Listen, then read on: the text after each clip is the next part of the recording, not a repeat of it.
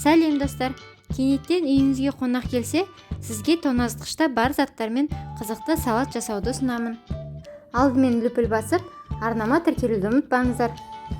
Ол үшін бізге 200 грамм орам жапырақ, 2 орташа қызанақ, 3 піскен жұмыртқа, 2 тұздалған қияр, бұршақ және де майонез қажет.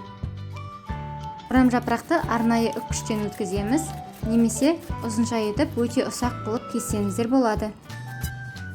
Орам жапыраққа шым-шым тұз қосып, шамалы жұмсартып аламыз. Осылай рет-ретімен барлық құрамды ұзынша етіп кесіп шығамыз.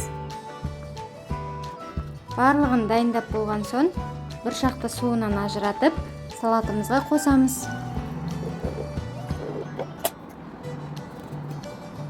Ең соңғы штрих, салатымызға дәміне қарай тұз бұрыш қосып, майонезбен жақсылап араластыру қалды. Мінекей осымен салатымыз дайын. Салатымызға сән беру үшін аскөкті пайдалансаңыздар болады. Сіздермен болған Асылжан, астарыңыз дәмді болсын.